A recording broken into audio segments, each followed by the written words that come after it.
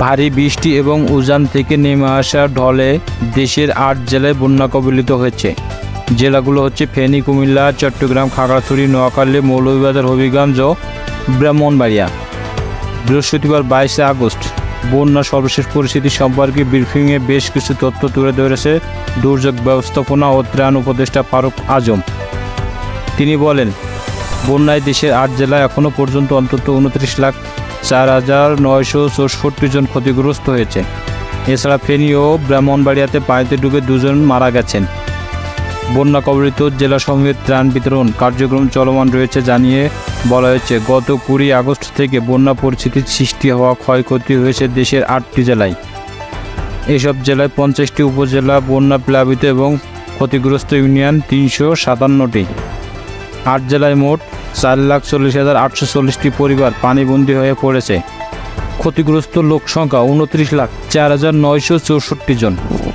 পানিবন্দী ক্ষতিগ্রস্ত লোকেদের আশ্রয় প্রদানের জন্য মোট 1,534টি আশ্রয়কেন্দ্র খোলা হয়েছে। এছাড়া আশ্রয়কেন্দ্রগুলোতে মোট 75,668 জন এবং 7,459টি গবাদি পশুকে আশ্রয় দেওয়া হয়েছে। 8 জেলার ক্ষতিগ্রস্তদের চিকিৎসা সেবা প্রদানের জন্য মোট 444টি মেডিকেল টিম চালু রয়েছে। এছাড়া বন্যায় ক্ষতিগ্রস্তদের মাঝে বিতরণের জন্য দুর্যোগ ব্যবস্থাপনা ও ত্রাণ মন্ত্রণালয় হতে বরাদ্দকৃত ত্রাণ সামগ্রী বিতরণে বলা হয়েছে। মোট বরাদ্দ 1,82,00,000 টাকা। চাল বরাদ্দ করা হয়েছে 13,600 মেট্রিক টন। আবহাওয়ার তথ্য অনুযায়ী আগামী 24 ঘন্টা দেশের উত্তর পূর্ব অঞ্চল উজানের ভারী বৃষ্টিপাতের প্রবণতা কমে আসতে পারে। এ সময় উত্তর পূর্ব অঞ্চলে মৌলভীবাজার ও হবিগঞ্জ জেলার মনু, খোয়াই, দোলাই নদী সমূহ সংলগ্ন নিম্ন অঞ্চল বন্যা পরিস্থিতি প্রাথমিকভাবে স্থিতিশীল থেকে পরবর্তীতে উন্নতি হতে পারে। এছাড়া আগামী 24 ঘন্টায় দেশের দক্ষিণ পূর্ব অঞ্চল ও উজানের ভারী বৃষ্টিপাতের প্রবণতা কমে আসতে পারে বলে জানানো হয়েছে। এ সময় এই অঞ্চলের ফেনী, কুমিল্লা, চট্টগ্রাম জেলায় মৌরি, ফেনী, গোমতী, হালদা ইত্যাদি নদীসমূহ সংলগ্ন নিম্ন অঞ্চল বন্যা পরিস্থিতি প্রাথমিকভাবে স্থিতিশীল থেকে পরবর্তীতে উন্নতি হতে পারে।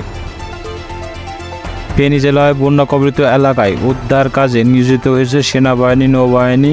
সেনাবাহিনীর পক্ষ থেকে 160 জন সদস্য 40টি উদ্ধারকারী যান ফেনী জেলায় প্রেরণ করা হয়েছে। একটি ওয়াটার ট্রিমার প্ল্যান স্থাপন করা হয়েছে।